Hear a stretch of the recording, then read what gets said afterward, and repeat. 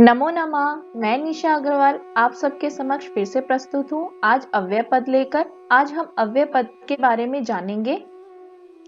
जैसे कि पहले हमने छोटे छोटे सेंटेंस बनाना सीखे थे, अब हम उसी में अव्यय शब्द का कैसे प्रयोग करते हैं इसके बारे में जानेंगे। आइए हम पहले अव्यय शब्द की परिभाषा को जान लेते हैं, जिससे कि हमें पता चलेगा कि अव्यय पद होते क्या हैं। लिंग विभक्ति वचन से शब्द बदल जाता है। जैसा कि हमने पहले पढ़ा है कि हम जब छोटे सेंटेंस बनाते हैं तो लिंग के अनुसार या विभक्ति के अनुसार या वचन के अनुसार कोई भी शब्द होता है वह बदल जाता है। और जैसे कि वह पढ़ती है उसके अनुसार ही हम, वह स्त्रीलिंग में हो गया तो उसके अनुसार ही हम शब्द बनाते हैं। जैसे कि वह पढ़ता है तो वह एक हो गया तो उसके वचन के अनुसार बनाते हैं। वे सब पढ़ते हैं उनके अनुसार ही हम शब्द बनाते हैं। तो ये चेंज हो जाते हैं, हर एक में, लिंग में, विभक्ति में, वचन में चेंज हो जाते हैं। लेकिन जो नहीं बदलता वे शब्द अव्यय कहलाता है। यानी कि अगर हम वैसे सेंटेंस बनाते हैं, लिंग विभक्ति वचन में सेंटेंस चेंज हो जाते हैं, हम उनके अनुसार ही हम शब्द बनाते हैं। लेकिन जो किसी भी स्थिति में चेंज नहीं होता, ना लिंग के अनुसार, ना विभक्ति के अनुसार, ना ही वचन के अनुसार चेंज नहीं होता, उसे हम अव्यय शब्द कहते हैं। न व्ययम इति अव्ययम, जो ना खर्च हो वह अव्यय शब्द है। यानी कि हम इसे इस प्रकार कहेंगे, जिन शब्दों के रूप कभी परिवर्तित नहीं होते, यानी कि जो कभी चेंज नहीं होते, वे अव्यय शब्द कहलाते हैं। इन अव्यय शब्दों पर काल, वचन, विभक्ति एवं लिंग परिवर्तन का कोई प्रभाव नहीं पड़ता है। जैसे कि हम सेंटेंस बनाते हैं तो हम अगर वर्तमान काल में बनाते हैं तब भी हम चेंज करते हैं, और अगर हम भविष्य काल में बनाते हैं या भूतकाल में बनाते हैं तब भी हम उनके अनुसार ही चेंज करते हैं। वचन होते हैं लिंग के अनुसार, ये जैसे कि मैंने अभी बताया है, उनके अनुसार हम चेंज करते हैं। लेकिन हम अव्यय शब्द किसी भी रूप में चेंज नहीं करते हैं। आइए कुछ सेंटेंस, कुछ उदाहरण के तौर पे इसे समझते हैं। वह वहां पढ़ता है, अगर हम पहले, जैसे कि हमने पहले सेंटेंस बनाना सीखा था, अगर वैसे हम बनाते हैं कि वह पढ़ता है, तो वह पढ़ता है पुल्लिंग शब्द हो गया, तो हम बनाते हैं सह पठती। अगर हम इसमें अव्यय शब्द का प्रयोग करते हैं, वह वहां पढ़ता है, तो हम बनाएंगे सह तत्र पठती। अगर इसी शब्द को अगर हम स्त्रीलिंग में बनाते हैं, वह पढ़ती है, तो वह पढ़ती है, तो ये स्त्रीलिंग में हो गया, तो हम बनाएंगे सा पठती। और अगर इसमें अव्यय शब्द का यूज करते हैं, वह वहां पढ़ती है, तो सा तत्र पठती। तो आपने देखा कि वैसे हम स्त्रीलिंग में और पुल्लिंग में हमारे वैसे चेंज हो जाते हैं, लेकिन अव्यय शब्द हमारे चेंज नहीं होते, एक समान ही रहते हैं। आइए एक और उदाहरण देखते हैं। राम कहाँ जाता है, यह पुल्लिंग शब्द है। रामः कुत्र गच्छति, इसमें भी अव्यय शब्द सेम है। सीता कहाँ जाती है, यह स्त्रीलिंग शब्द है। सीता कुत्र गच्छति, लेकिन अव्यय शब्द इसमें सेम है। आगे हम कुछ प्रमुख अव्यय शब्द को देखेंगे जो नॉर्मली हमें यूज करने पड़ते हैं सेंटेंस में। आइए उसको हम देखते हैं। अत्र यहाँ, तत्र वहां, कुत्र कहाँ, अन्यत्र कहीं और, सर्वत्र सब जगह, एकत्र एक जगह, यत्र जहां, किम क्या, च और। जैसे कि राम और सीता, हम और का प्रयोग करते हैं तो संस्कृत में हम और की जगह पे च का यूज करते हैं। अद्य आज, श्वः कल, टुमारो जो आने वाला कल है, हियर कल, यस्टरडे जो बीत चुका है। आइए आगे देखते हैं। जो मैंने परिभाषा बताई है वो एक श्लोक के माध्यम से भी हम जान सकते हैं। आप चाहे तो इस श्लोक को भी याद कर सकते हैं। सदृशम त्रिषु लिंगेषु सर्वासु च विभक्तिषु वचनेषु च सर्वेषु यन्न वेति तदव्ययम्। जैसा कि पहले अभी हमने कुछ प्रमुख अव्यय शब्द पढ़े हैं, अब हम ये देखते हैं अव्यय प्रायः समयवाचक, स्थानवाचक तथा प्रश्नवाचक होते हैं। अव्यय शब्द प्राय 3 प्रकार के होते हैं, समयवाचक, स्थानवाचक तथा प्रश्नवाचक। समयवाचक शब्द जैसे कि देखते हैं हम, जो हमें समय का बोध कराते हैं। अद्य मतलब आज, अधुना मतलब अब, प्रातः मतलब सुबह, संप्रति मतलब अब या अभी। जैसे कि ये हमने देखा है, ये अब हमें समय का बोध करा रहे हैं। इसी प्रकार आगे देखते हैं स्थानवाचक, जो हमें जगह का, स्थान का बोध कराते हैं। ऊपरी, ऊपरी मतलब ऊपर, अत्र मतलब यहां, तत्र मतलब वहां, बही मतलब बाहर। ये हमें स्थान का, जगह का बोध करा रहे हैं। आगे देखते हैं प्रश्नवाचक, जो हमें प्रश्न पूछने में, जैसे WH फैमिली इंग्लिश में बोलते हैं, जैसे कि देखते हैं ये प्रश्नवाचक जो हम प्रश्न पूछने में यूज करते हैं। कदा मतलब कब, कुत्र मतलब कहाँ, कथम मतलब कैसे, किमर्थम मतलब किस प्रकार, किस लिए। प्रमुख अव्यय शब्द को हम देखेंगे, जो हमने पहले भी देखे थे, लेकिन अब हम उन्हें उदाहरण के साथ देखेंगे कि हम उसे कैसे शब्दों में प्रयोग करते हैं। जब वाक्य बनाते हैं तो हम उनका प्रयोग कैसे करते हैं। अत्र मतलब यहाँ, जिसे इंग्लिश में हम हेयर भी बोलते हैं। वह यहाँ पढ़ता है। सह अत्र पठति। सीता यहाँ नहीं है। सीता अत्र ना अस्ति। आपने देखा यहाँ पे पुल्लिंग और स्त्रीलिंग में दोनों में यहाँ सेम है, अव्यय शब्द है, इसलिए सेम रहेंगे अत्र।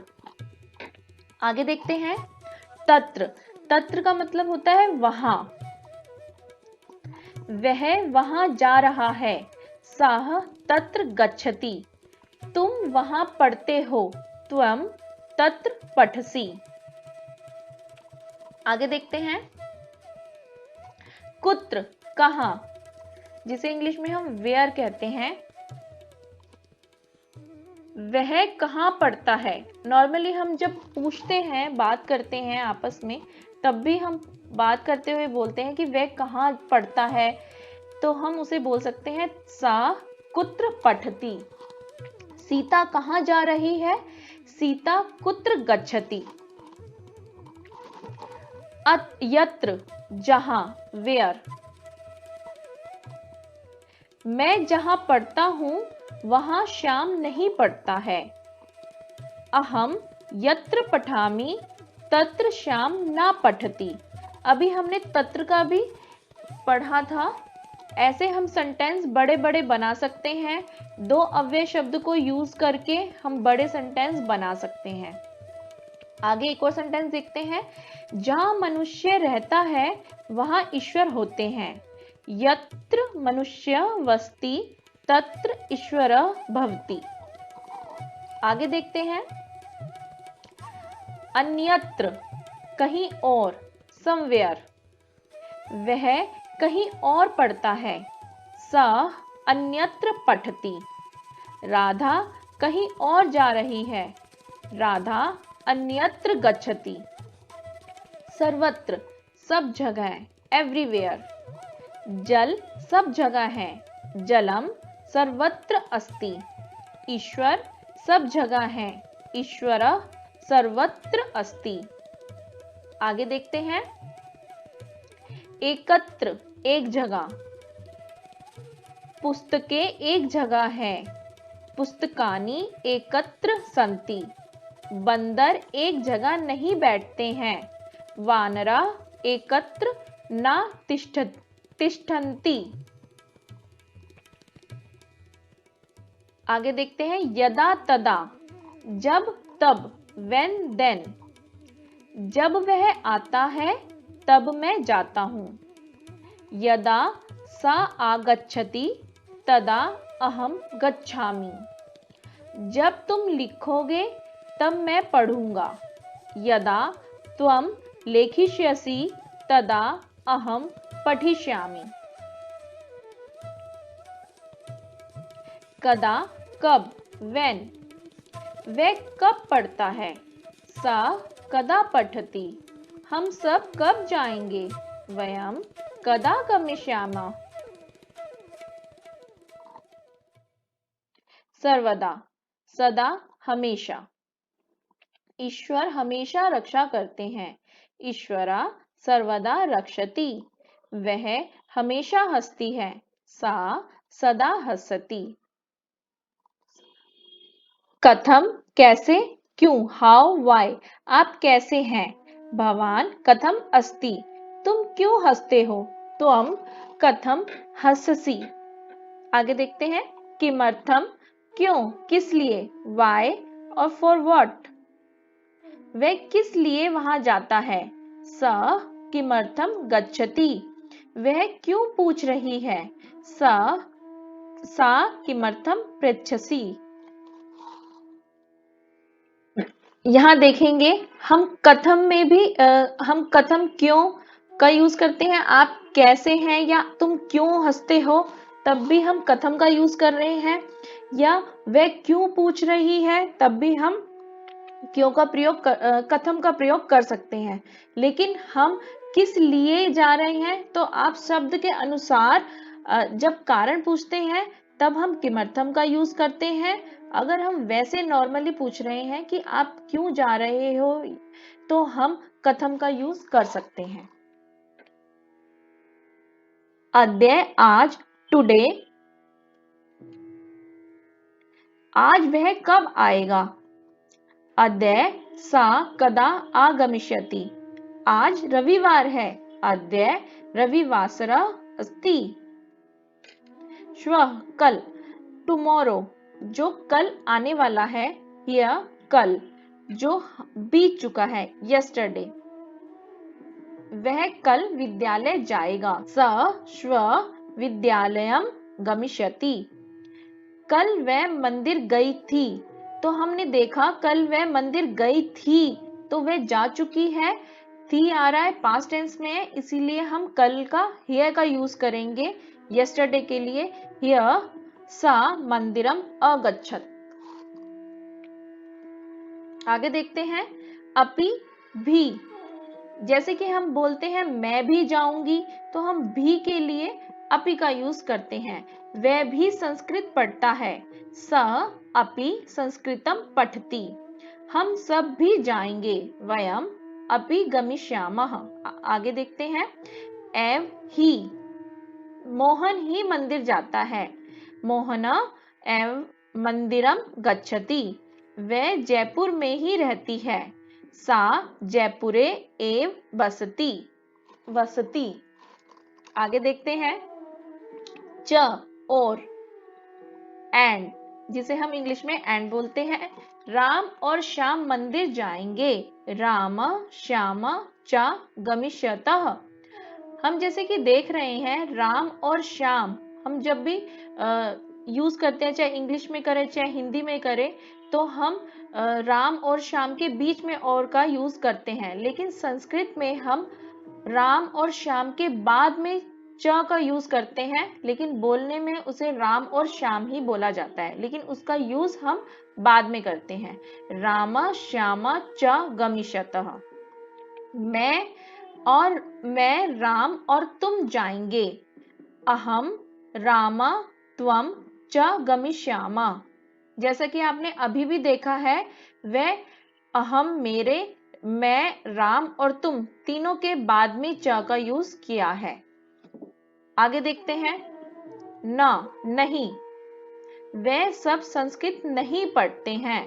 ते संस्कृतम ना पठन्ति, क्या तुम विद्यालय नहीं जाओगी।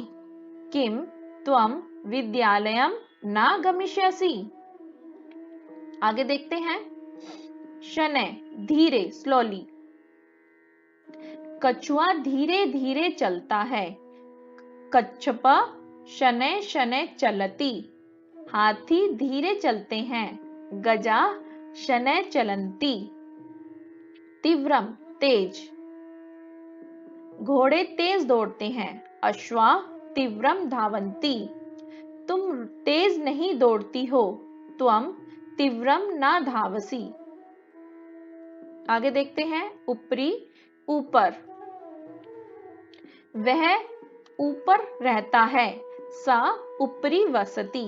बंदर वृक्ष के ऊपर कूदते हैं। वानरा वृक्षस्य ऊपरी कूर्दन्ति। अधः नीचे। मोहन नीचे रहता है। मोहना अधः वसति। वृक्ष के नीचे शेर है। वृक्षस्य अधः सिंह अस्ति। आगे देखते हैं। उच्चय जोर से। वह जोर से बोलता है। सह उच्चय वदति। सिंह जोर से गरजता है। सिंह उच्चय गर्जति। नीचय नीचे बिलो। मोहन घोड़े से नीचे गिर गया। मोहना अश्वात् नीचय अपतत। क्या तुम नीचे जा रही हो? किम त्वम नीचय गच्छसि। आप सब देख रहे हैं कि कैसे हम अव्यय शब्द का प्रयोग करके सेंटेंस बना रहे हैं। मैं इसीलिए आपको सब बना के दिखा रही हूँ सेंटेंस, जिससे कि आपको पता चल जाए कि हम इन्हें वाक्यों में किस प्रकार यूज करते हैं। नॉर्मली जो हम छोटे छोटे सेंटेंस बनाते हैं और यूज करते हैं संभाषण में, वे अव्यय शब्द हम ऐसे ही यूज कर सकते हैं छोटे छोटे वाक्य बनाकर। कुछ और इस प्रकार देखते हैं। यावत तावत, जब तक तब तक। जब तक वह नहीं आता है तब तक रमेश खेलता है। यावत स न आगच्छति तावत रमेश क्रीडति। जब तक वह आया तब तक मैं चला गया था। यावत स आगच्छत तावत अहम आगच्छम। अब देखेंगे चारों शब्द का मीनिंग अब और अभी होता है। अधुना, सांप्रतम, इदानीम, संप्रति। लेकिन अगर आप सूक्ष्म तरीके से देखेंगे, वे सेंटेंस के अकॉर्डिंग आप देखेंगे तो इदानीम और संप्रति एट दिस टाइम के लिए यूज करते हैं। अधुना, सांप्रतम अब और अभी के लिए यूज कर सकते हैं। ये आप पे डिपेंड करता है। वैसे संस्कृत भाषा में इन चारों का मीनिंग अब और अभी होता है। सेंटेंस देखते हैं। अब मैं जा रहा हूं। अधुना अहम गच्छामि। अभी संस्कृत की कक्षा है। संप्रति संस्कृतस्य कक्षा अस्ति। आगे देखते हैं। एकदा, एक बार। एक बार जंगल में शेर रहता था। एकदा वने सिंह वसति स्म। हम था के लिए स्म का प्रयोग करते हैं। एक बार एक गुफा में मुनि रहते थे। एकदा गुहायाम एकः मुनि वसति स्म। कदापि, कभी भी। वह कभी भी असत्य नहीं बोलती है। सा कदापि असत्यम न वदति। क्या तुम वहां कभी भी नहीं जाओगे? किम त्वम तत्र कदापि न गमिष्यसि। आगे देखते हैं। पुनः, फिर, दोबारा, वंस अगेन। वह फिर से जंगल जा रहा है। सा पुनः वने गच्छति। मैं दोबारा बोल रहा हूं। अहम पुनः वदामि। इतस्ततः, इधर उधर। बंदर इधर उधर कूद रहे हैं। वानरा इतस्ततः कूर्दन्ति। तुम हमेशा इधर उधर घूमते रहते हो। सदा इतस्ततः भ्रमसि। आगे देखते हैं। कुतः, कहां से। वह कहां से आ रहा है। सा कुतः आगच्छति। तुम मंदिर कहां से जाओगे। त्वम मंदिरम कुतः गमिष्यसि। हम ये सेंटेंस इसीलिए उदाहरण के साथ बता रही हूं जिससे कि आपको ये पता चले कि हम किस प्रकार हम सेंटेंस में इसे यूज करेंगे। नॉर्मल छोटे छोटे सेंटेंस होते हैं, उन्हें किस प्रकार हम अव्यय शब्द का प्रयोग करके बना सकते हैं। अब आप देख रहे होंगे कुतः कहां से, और कुत्र का मतलब होता है कहां। अक्सर बच्चे इस चीज में गलती कर जाते हैं, कुत्र का मतलब कहां होता है और कुतः का मतलब कहां से होता है। तो ये चीज आप अच्छे से ध्यान में रखिएगा। आगे देखते हैं, अद्यत्वे, अद्यतनम, आजकल। आजकल जल सब जगह उपलब्ध नहीं है। अद्यत्वे जलम सर्वत्र उपलब्धम ना अस्ति। अब आपने देखा यहाँ पे आजकल और सब जगह में हमने दो अव्यय शब्द का प्रयोग करके एक बड़ा सेंटेंस बना लिया है। इसी प्रकार हम एक दो तीन अव्यय शब्द यूज करके बड़े सेंटेंस बना सकते हैं। आजकल तुम कहाँ जाते हो? अद्यत्वे त्वम कुत्र गच्छसि। आगे देखते हैं, और ये कुछ महत्वपूर्ण अव्यय शब्द भी हैं। अब ये कुछ अव्यय शब्द मैंने उदाहरण के साथ बताए हैं आपको, और अब कुछ आगे और अव्यय शब्द देखते हैं जिनका अभ्यास आप कर सकते हैं, जिन्हें याद कर सकते हैं। जैसे कि अकस्मात, अचानक, अग्रतः, आगे। इस प्रकार अप्रेध्यु, दूसरे दिन, अनिशम, निरंतर। और भी हैं ये कुछ, अन्यत्र, दूसरी जगह, कदापि, कभी। कुछ हमने पढ़े हैं इसमें, कुछ और एक्स्ट्रा आप याद कर सकते हैं। इदानीम, इस समय, एकदा, एक प्रकार, तस्मात, इसलिए। ये कुछ और भी हैं, प्राकः, पहले, सहितम, साथ। आप इन्हें अपनी आवश्यकता के अनुसार पढ़ सकते हैं, याद कर सकते हैं, और इनका प्रयोग करके बड़े सेंटेंस बना सकते हैं। ये देखिए, ये और है। आप ये सब सेंटेंस अच्छे से याद करके सभी सेंटेंस बना सकते हैं, ज्यादा से ज्यादा सेंटेंस बना सकते हैं इनको अच्छे से यूज करके।